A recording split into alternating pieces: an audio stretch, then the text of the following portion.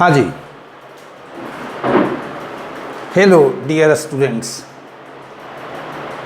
हम लोग last lecture में ट्रिग्नोमेट्रिक फंक्शन का देखे थे कि किस क्वाड्रेंट में कौन पॉजिटिव होता है कौन निगेटिव होता है। कुछ प्रॉब्लम्स भी हम लोग किए थे। आज हम लोग स्टार्ट करते हैं एक एग्जाम्पल से। यहाँ दिए हुए है if cot theta is equal to -3/4 and देखिए cot थीटा निगेटिव होता है दो जगह, सेकंड क्वाड्रेंट में भी होता है और फोर्थ क्वाड्रेंट में भी होता है। यहाँ यदि नहीं दिए हुए रहेगा तो हम लोग दोनों केस लेकर चलेंगे, लेकिन चूंकि यहाँ दिए हुए है कि थीटा तुम्हारा greater than 3π/2 but less than 2π, यानी थीटा लाई करता है फोर्थ क्वाड्रेंट में, इसलिए हमें सेकंड क्वाड्रेंट के बारे में सोचना भी नहीं है। तब आपसे कहता है कि find sine theta and cos theta. Clear है?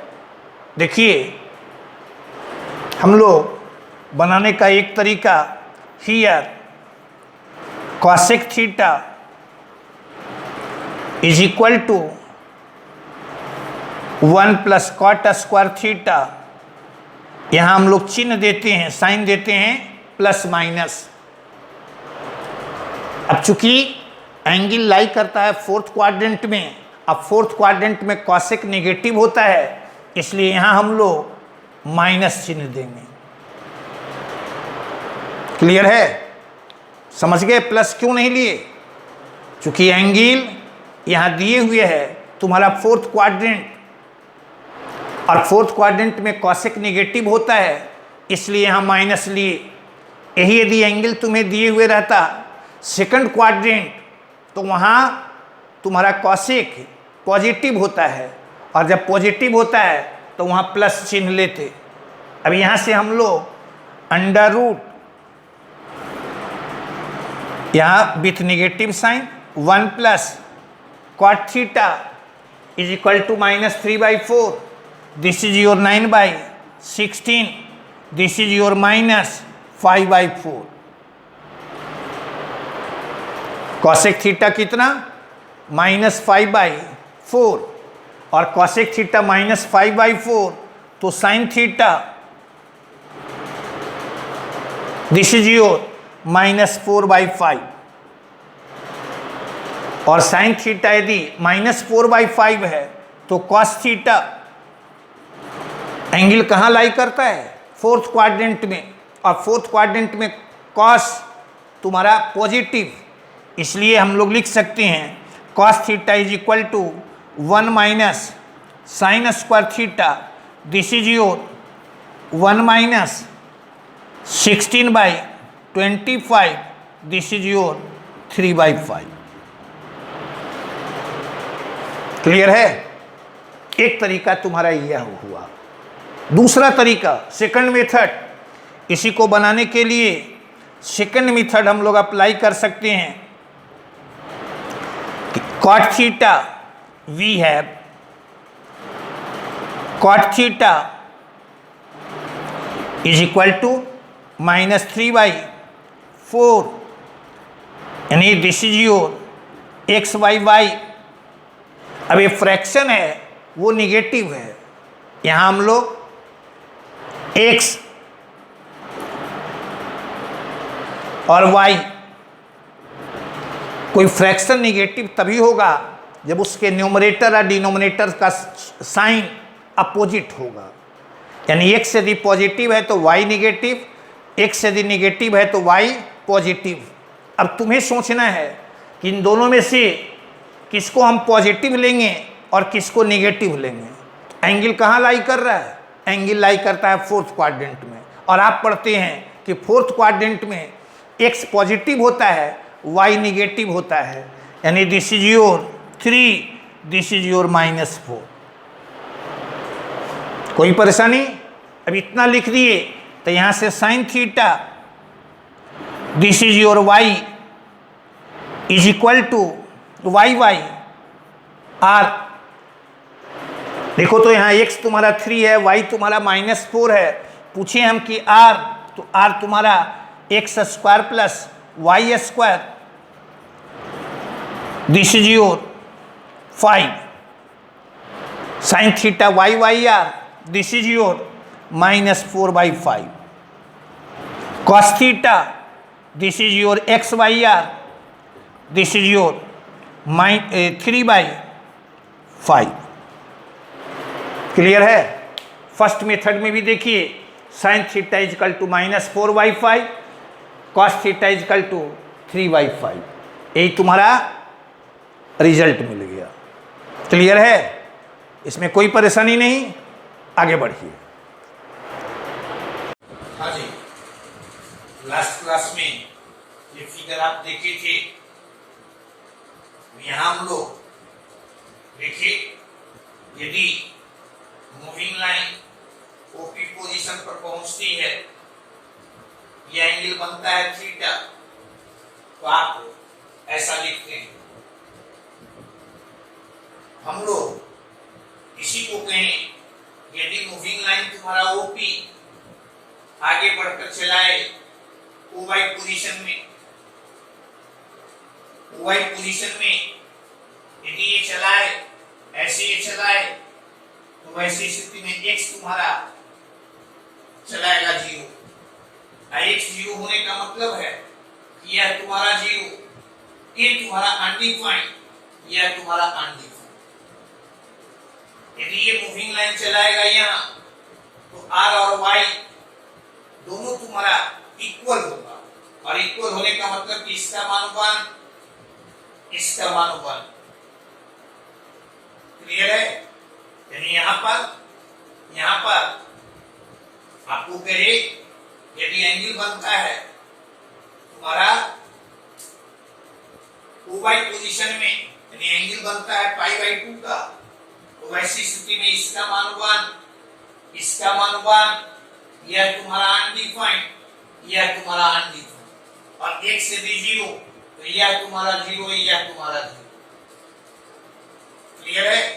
यानी इसी तरह से हम लोग कहेंगे यदि मूविंग लाइन तुम्हारा बढ़कर चलाता है OX' के पोजीशन में, तो वैसी स्थिति में देखो तो यहां जब आएगा तो y का मान चलाएगा 0, और y 0 होने का मतलब ये तुम्हारा अनडिफाइंड हो जाएगा, यह तुम्हारा अनडिफाइंड। यदि एंगल बनता है OX' पर, तो वैसी स्थिति में r और x न्यूमेरिकली दोनों इक्वल होगा, लेकिन x कैसा होगा? निगेटिव होगा। यानी इसका मान चलाएगा -1, इसका मान चलाएगा -1, और y का मान 0 होने का मतलब है यह तुम्हारा 0 चलाएगा, यह तुम्हारा 0 चलाएगा।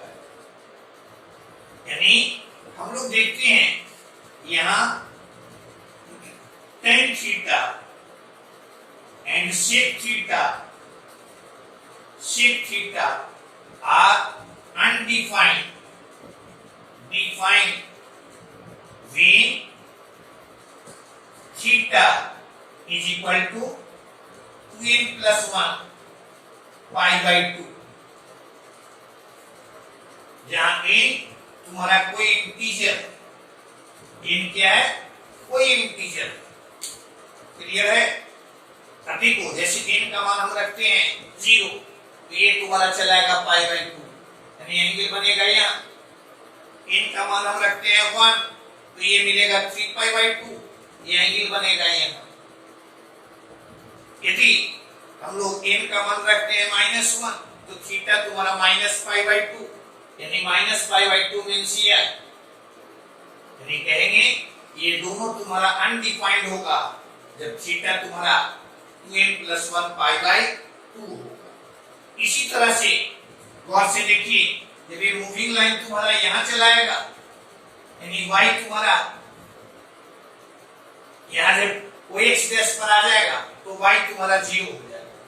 y 0 होने का मतलब है कि ये तुम्हारा 0, ये तुम्हारा अनडिफाइंड होगा, यह तुम्हारा अनडिफाइंड होगा। यानी कहेंगे कि cot theta and cosec theta are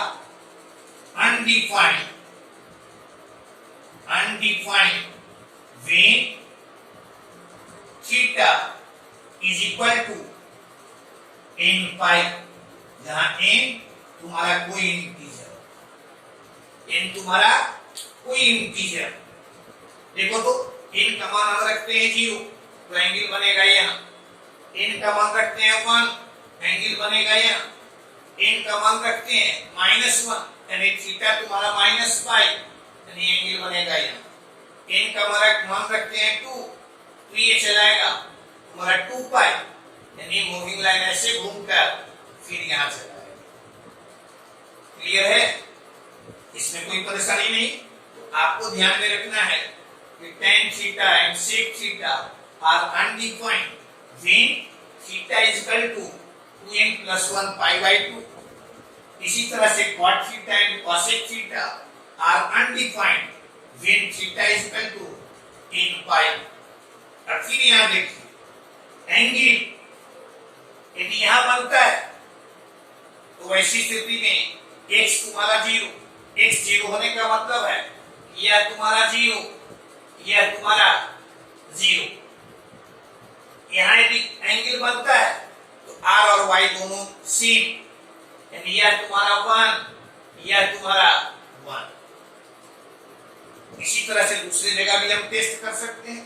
यदि एंगल यहां बनता है तो वैसी स्थिति में y तुम्हारा 0 यानी y 0 होने का मतलब यह तुम्हारा 0, यह तुम्हारा 0। क्लियर है? और यहां यदि एंगल बनता है तो r और x तुम्हारा न्यूमेरिकली सेम यानी x यहां नेगेटिव है तो ये चलाएगा -1, यह चलाएगा -1।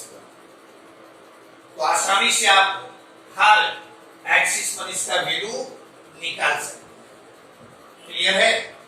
आगे देखिए, देखो तो जैसे हम लोग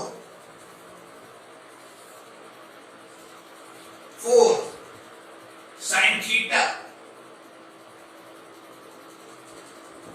हम लोग लिख सकते हैं sin 0, तो sin 0 यानी एंगल बन रहा है यहाँ तो y का मान 0, DC 0 0, sin π/6 DC 0 1/2, sin π/3 DC 0 √3/2, sin π/2 DC 0 sin pi DC 0 sin 3π/2, 3π/2 समझी? 3π/2 मींस मूविंग लाइन यहां से ऐसे घूमकर यहां चला है और यहां जब आएगा x तुम्हारा 0 होगा और y और r लिंक में दोनों सेम होगा लेकिन y नेगेटिव होगा, इसलिए इसका मान तुम्हारा -1 फिर sin 2π मींस यहाँ मींस y का मान 0, DC 0 0। क्लियर है? अब इससे हम लोग कंक्लूड करते हैं। यहाँ देखिए, यहाँ आप देख रहे हैं एंगल यहाँ बढ़ा तो वैल्यू भी बढ़ गया, एंगल बढ़ा तो वैल्यू भी बढ़ गया, एंगल बढ़ा तो वैल्यू भी बढ़ गया। यानी फर्स्ट क्वाड्रेंट में हम देख रहे हैं कि एंगल बढ़ने से sin थीटा का मान बढ़ रहा है। इसमें आप देख रहे हैं एंगल बढ़ा तो वैल्यू घट गया, यहाँ एंगल बढ़ा तो वैल्यू और घट गया, यानी यहाँ एंगल बढ़ा तो यहाँ देख लो -1 से 0 यानी यह बढ़ गया। यानी आप क्या देख रहे हैं? Here we find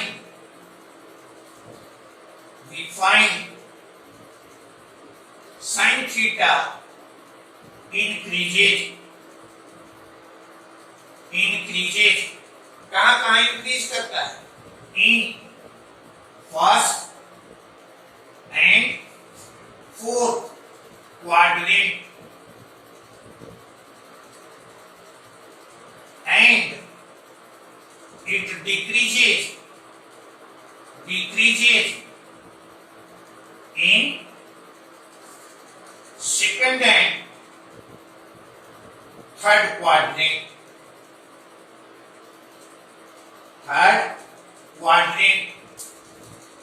फर्स्ट और फोर्थ क्वाड्रेंट में इंक्रीज करता है और सेकंड और थर्ड क्वाड्रेंट में डिक्रीज करता है। इंक्रीज करना मतलब समझते हैं, जब कभी भी कोई फंक्शन इंक्रीज करेगा तो उसका ग्राफ जाएगा ऊपर, यदि कोई फंक्शन डिक्रीज करता है तो उसका ग्राफ जाएगा नीचे। इसका मतलब क्या है कि फर्स्ट क्वाड्रेंट में यानी 0 से π/2 के बीच में साइन थीटा का ग्राफ जाएगा ऊपर, फिर π/2 से 3π/2 के बीच में इसका ग्राफ जाएगा नीचे, 3π/2 से 2π के बीच में फिर इसका ग्राफ जाएगा ऊपर। क्लियर है? यहाँ ये भी आप देख रहे हैं कि साइन थीटा का मैक्सिमम वैल्यू कितना, तो 1, मिनिमम वैल्यू -1, यानी maximum and minimum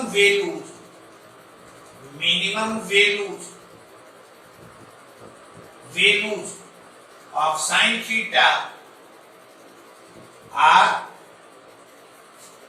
1 and -1 respectively.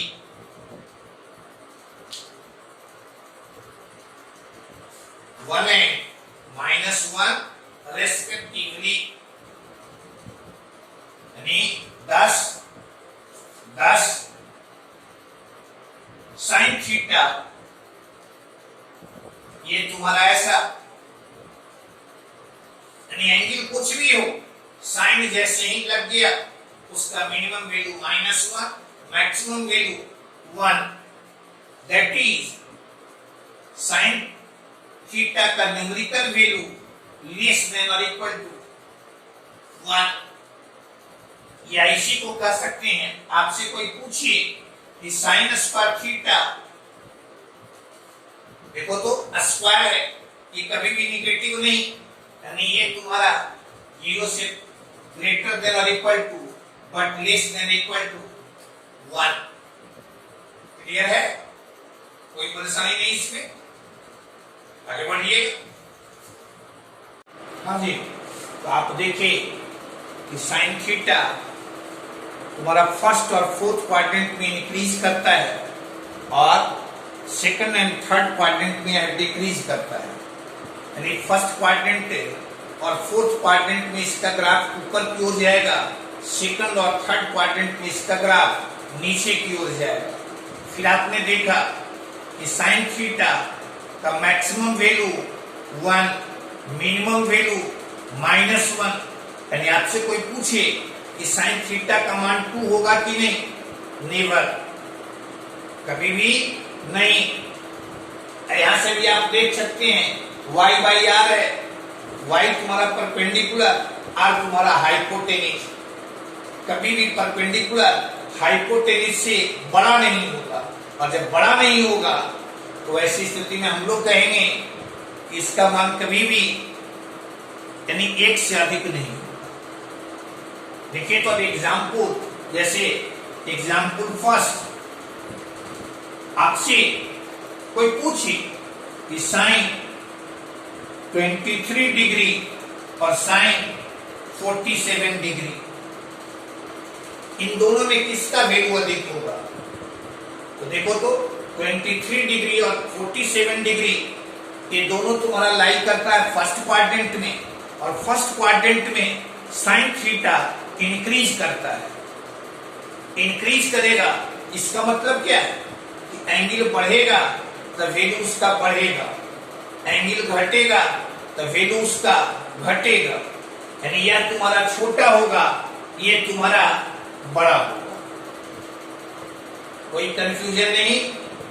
दूसरा नंबर देखो तो आपसे दे दे साइन 213 डिग्री और साइन 251 डिग्री,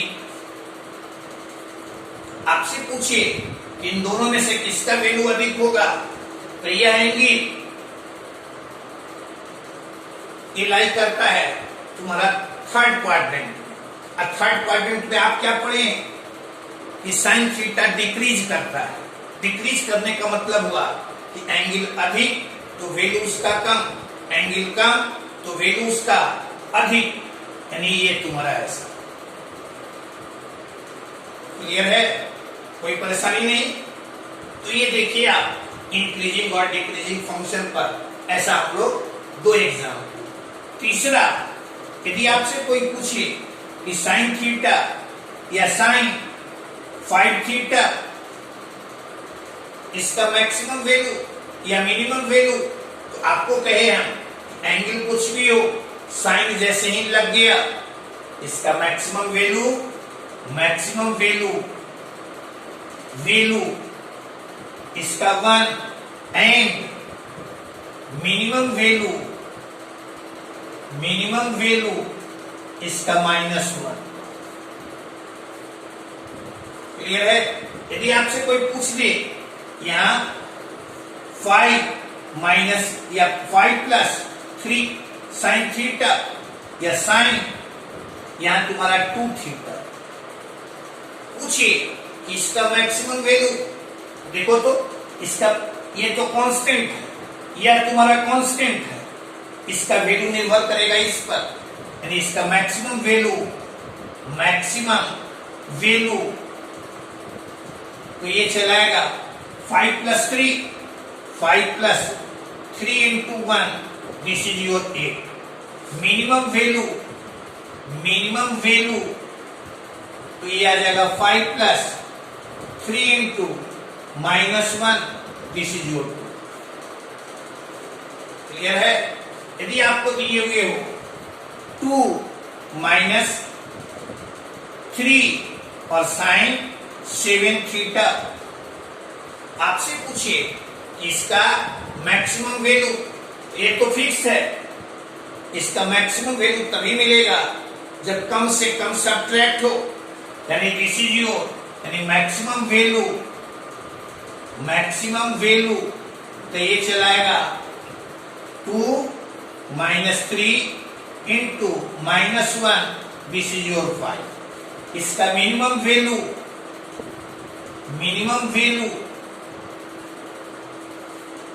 तो यहां आ जाएगा, यानी मिनिमम वैल्यू का मतलब क्या हो, अधिक से अधिक सब्ट्रैक्ट हो, यानी 2 minus 3 into 1, this is your -1। Clear है, कोई परेशानी नहीं। आप देखिए साइन थीटा के लिए यह फर्स्ट एंड फोर्थ क्वाड्रेंट में इंक्रीज करता है, सेकंड और थर्ड क्वाड्रेंट में डिक्रीज करता है। इसका मैक्सिमम वैल्यू 1, मिनिमम वैल्यू -1। इसी तरह से हम लोग देख सकते हैं अदर फंक्शंस के लिए, जैसे 4 cos थीटा के लिए हम लोग क्या कहें, क्या की cos थीटा। यदि आपसे पूछे cos 0 मीन्स क्या, यानी एंगल यहां और यहां एंगल तुम्हारा यहां बनेगा, तो r और x दोनों इक्वल, यानी this is your 1। cos π/6, this is your √3/2। cos π/3, this is your 1/2।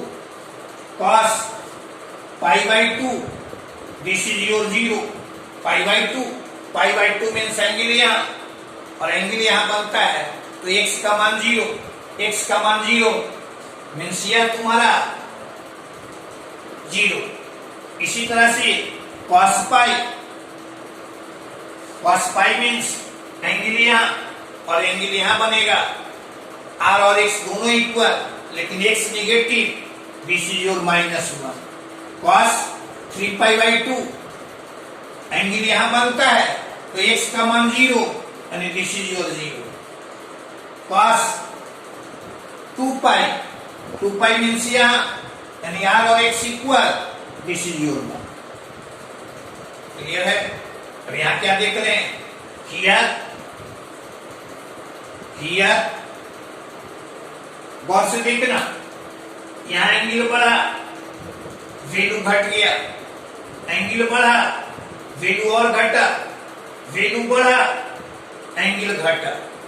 यानी फर्स्ट क्वाड्रेंट में देख रहे हैं, यानी 0 से π/2 के बीच में देख रहे हैं कि एंगल बढ़ा रहे हैं तो कॉस का वैल्यू घट रहा है। यानी फर्स्ट क्वाड्रेंट में कॉस थीटा डिक्रीज करता है। इसी तरह से सेकंड क्वाड्रेंट में 0 से -1 आ गया और डिक्रीज किया। थर्ड क्वाड्रेंट में ये तुम्हारा -1 से 0 यानी इंक्रीज किया। फोर्थ क्वाड्रेंट में 3π/2 से पाई यानी ये तुम्हारा इंक्रीज किया। यानी कह सकते हैं कि cos theta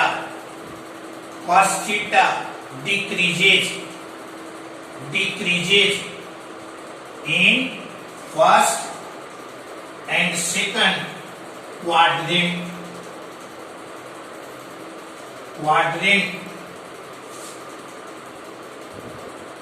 and it increases in third and fourth quadrant।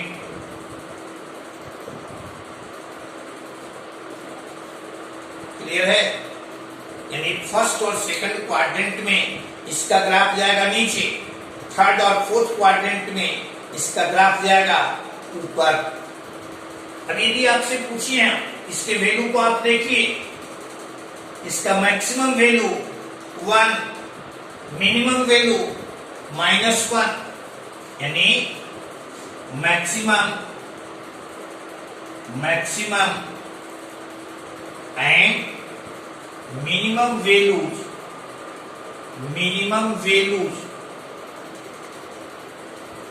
of cos theta are 1 and -1 respectively।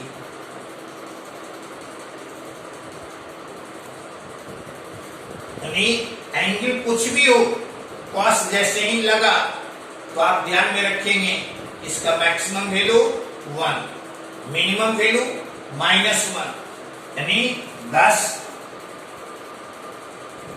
cos theta तुम्हारा ऐसा,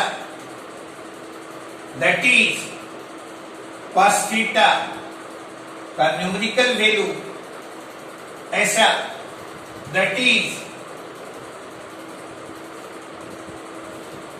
यदि आपसे पूछे देखो तो ऐसा लिखेंगे या ऐसा लिखेंगे या यहाँ कहें एंड। यदि आपसे कोई पूछ दे कि cos स्क्वायर थीटा तो स्क्वायर है, यानी ये हमेशा ग्रेटर देन और equal to 0 but less than और इक्वल टू 1। यानी cos स्क्वायर थीटा का मिनिमम वैल्यू तो 0, मैक्सिमम वैल्यू 1। क्लियर है? आगे बढ़िए।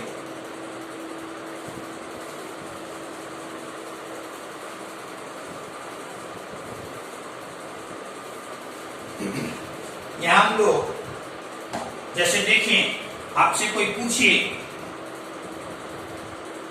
कि cos 13 डिग्री और cos 46 डिग्री, इन दोनों में which one is greater? दोनों एंगल लाई करना है फर्स्ट क्वाड्रेंट में, और फर्स्ट क्वाड्रेंट में आप पढ़ते हैं कि cos थीटा डिक्रीज करता है, यानी एंगल तुम्हारा छोटा तो वैल्यू उसका बड़ा। यानी ये तुम्हारा बड़ा और ये तुम्हारा छोटा। इसी तरह से cos 312 डिग्री और 3 cos 323 डिग्री। पूछेगा इन दोनों में कौन बड़ा? आप पढ़ते हैं ये दोनों एंगल तुम्हारा लाई कर रहा है फोर्थ क्वाड्रेंट में, और फोर्थ क्वाड्रेंट में cos थीटा इंक्रीज करता है। जब इंक्रीज करेगा इसका मतलब है कि एंगल बड़ा तो वैल्यू उसका बड़ा, एंगल छोटा तो वैल्यू उसका छोटा, यानी ऐसा। क्लियर है? कोई परेशानी नहीं। देखो तो थर्ड आपको दे दी 3 और cos 6 थीटा, पूछे कि इसका मैक्सिमम वैल्यू, तो ये तो कांस्टेंट है, इसका मैक्सिमम वैल्यू 1 यानी इसका मैक्सिमम वैल्यू 3। पूछे इसका मिनिमम वैल्यू, तो इसका मिनिमम वैल्यू -1 यानी इस पूरे का मिनिमम वैल्यू -3 यानी इसका maximum value maximum value 3 into 1, this is your 3. minimum value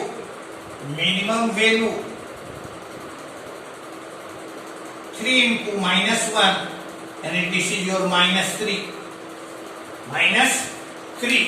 यानी इसका मिनिमम वैल्यू चला आया -3। इसी तरह से आपको दे दे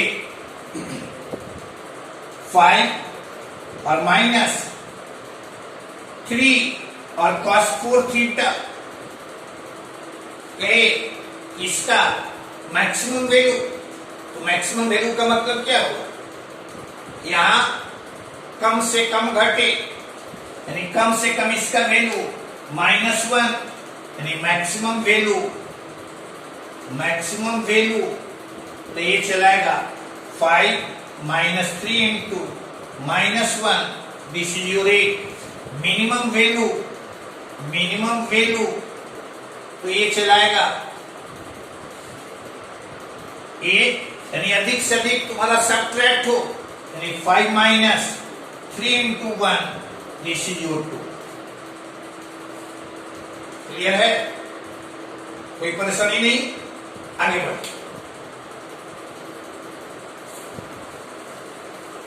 देखिए हम लोग इसी तरह से यदि tan थीटा का निकालते हैं, tan थीटा, तो यहां तुम्हारा tan थीटा निकालेंगे 4 tan थीटा,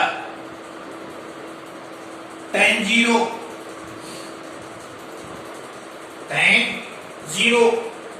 तो tan 0 मीन्स हुआ 0 मीन्स समझे ना, 0 मीन्स एंगल बन रहा है यहाँ और एंगल यहाँ बनेगा, तो y का मान 0, then this is your 0। tan π/6, this is your 1/√3। tan π/3, this is your √3। tan π/2 minus समझे ना, यानी π/2 के नजदीक जैसे ही जाएगा दिस इज योर इंफिनिटी। कैसा? इंफिनिटी। tan यहां पाई मीन्स यहां, क्या इसमें डाउट है? देखो जैसे ही इसके पास जाता है,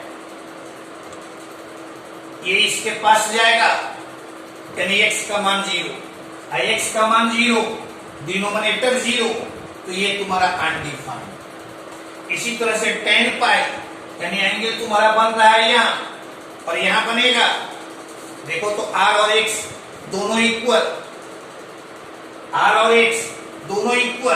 यहाँ y का मान 0 यानी y का मान 0 मीन्स यह तुम्हारा 0। tan 3π/2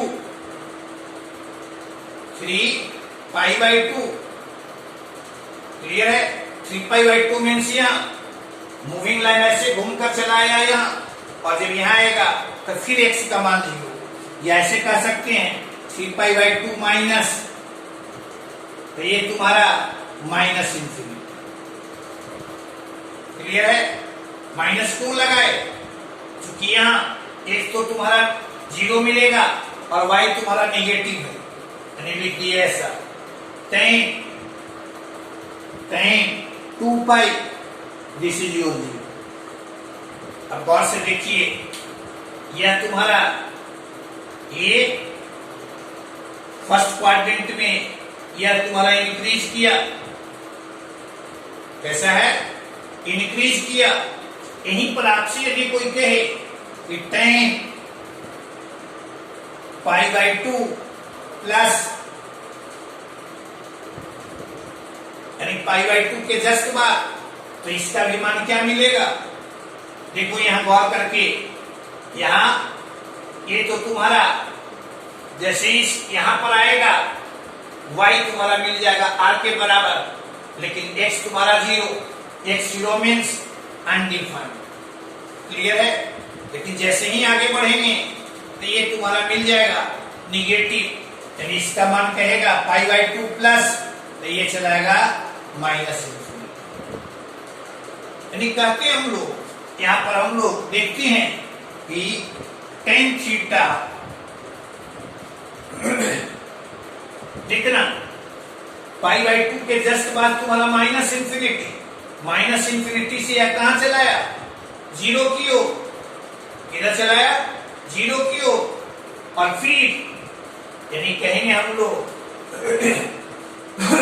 कि tan theta is an increasing function. कैसा फंक्शन है? इंक्रीजिंग फंक्शन है, यानी कहीं पर भी इसका ग्राफ, कहीं पर भी इसका ग्राफ तुम्हारा नीचे की ओर नहीं जाएगा, हमेशा इसका ग्राफ तुम्हारा ऊपर की ओर जाएगा। यानी ये तुम्हारा इंक्रीजिंग फंक्शन है, एंड इट टेक्स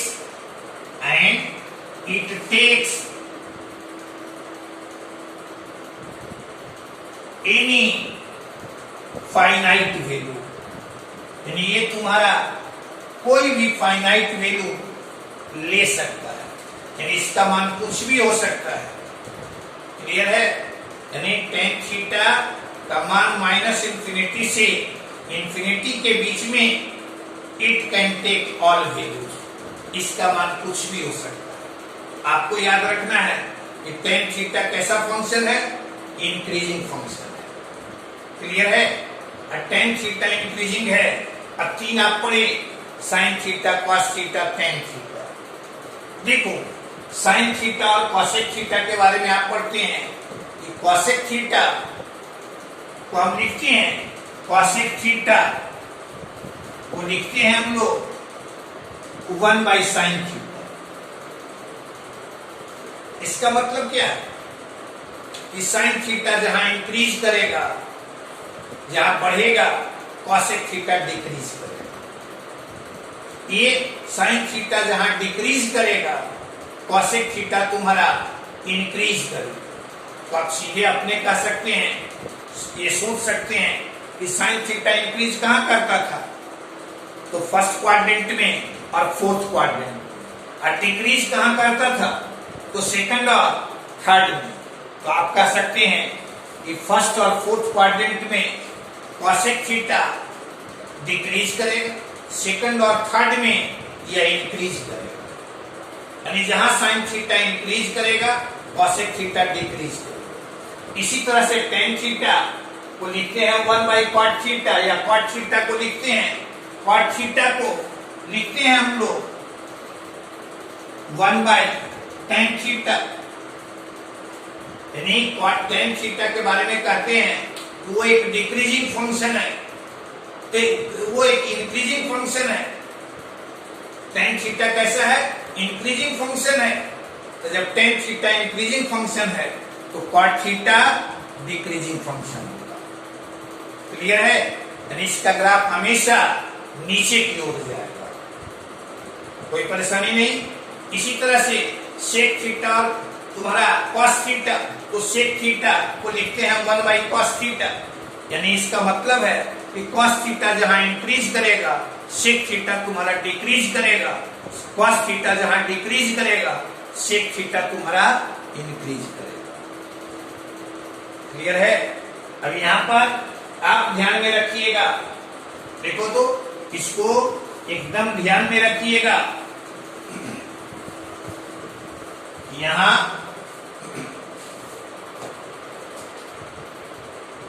इसमें आपसे कहे हम लोग फर्स्ट में यदि y is equal to sine x है, ऐसा है, और आपसे पूछे कि इसका डोमेन, तो डोमेन समझते हैं, डोमेन मीन्स हुआ x के उन वैल्यू से बना हुआ सेट जिसके लिए y तुम्हारा हमेशा फाइनाइट हो। आप इसे ध्यान में रखिएगा। इसका डोमेन आप देखिए कि एंगल कुछ भी हो, साइन जैसे ही लगा उसका वैल्यू -1 से 1 के बीच, यानी कहीं पर वो अनडिफाइंड नहीं है, यानी उसका डोमेन ऑल रियल नंबर। पूछेगा रेंज, रेंज मीन्स हुआ x के इन मान के लिए जो y का मान हो सकता है। आप पढ़ते हैं कि साइन थीटा का मिनिमम वैल्यू, साइन थीटा का मिनिमम वैल्यू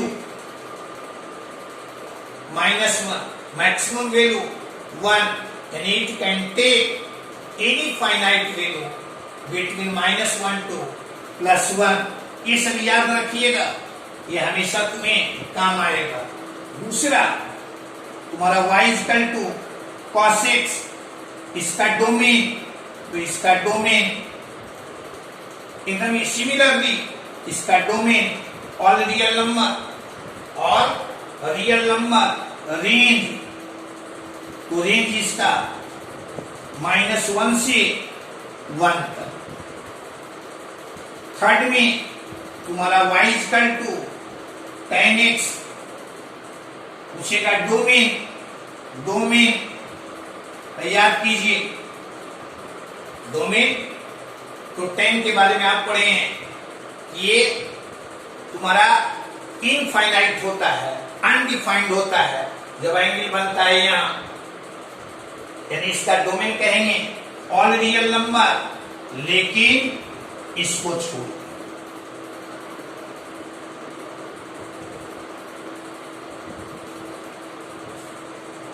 क्या कोई परेशानी भी। रेंज तो आप पढ़े हैं कि tan theta it can take any finite value, यानी इसका रेंज हो गया ऑल रियल नंबर। फोर्थ में तुम्हारा y equal to cot x, domain, इसका डोमेन, तो ये डोमेन चलाएगा, इसका ऑल रियल नंबर। देखते हो ये अनडिफाइंड कहां मिलता है, अनडिफाइंड मिलता है जब एंगल बनता है एक्स एक्सिस पर, यानी दिस इज योर सच, और यहां एन एलिमेंट ऑफ आई, पूछे रेंज, तो रेंज इसका रेंज चलाएगा, it can take any finite value, this is your R. Clear है। अब यहां से फोर्थ यानी फिफ्थ, यहां हम लोग कहेंगे y equal to sec x, y equal to sec x। देखो यहां इन दोनों को गौर से देखिए, इसमें भी x तुम्हारा डिनोमिनेटर में, इसमें भी x तुम्हारा डिनोमिनेटर में, यानी इसको डिफाइंड होने के लिए, इसको फाइनाइट वैल्यू देने के लिए x का मान 0 नहीं होना चाहिए। अब 0 नहीं होना चाहिए, यानी इसका भी डोमेन यानी R डोमेन, डोमेन तो R माइनस 2n+1 π/2, यानी जहां n an element of I। Range का गौर से देखिए, आप पढ़े हैं, देखो तो रेंज ये r/x है, r तुम्हारा हाइपोटेनिस है, x तुम्हारा बेस है, यानी बेस कभी भी हाइपोटेनिस से बड़ा नहीं होगा, यानी इसका न्यूमेरिकल वैल्यू कभी भी 1 से छोटा नहीं होगा, यानी रेंज कहेंगे इसका -∞ से -1 यूनियन 1 से इंफिनिटी। यानी आपको ध्यान में रखना है कि सेक एंगल कुछ भी हो, सेक जैसे ही लग गया उसका मान कभी भी -1 और 1 के बीच नहीं होगा। यानी जब भी मिलेगा तो -1 से लेस देन इक्वल टू या 1 से ग्रेटर देन इक्वल टू। इसी तरह से 6 y equal to cosec x, clear है। अब y equal to cosec x, अब यहां हम लोग कहेंगे कि डोमेन इसका डोमेन, तो यहां देखिए cosec थीटा तुम्हारा ये है, इसको डिफाइंड होने के लिए y जीरो नहीं, यानी एंगल तुम्हारा इस पर नहीं बनना चाहिए। देखो तो यहाँ तुम्हारा y है, यहाँ तुम्हारा y है, यानी जो इसका डोमेन होगा वही तुम्हारा इसका भी डोमेन होगा, यानी r और माइनस इन पाई, जहां n an element of range plus similar इसके जैसा, यानी -∞ से -1 यूनियन 1 से इंफिनिटी। क्लियर है, इसको आप ध्यान में रखिएगा, हम लोग आगे फिर इस पर काम करेंगे। ठीक।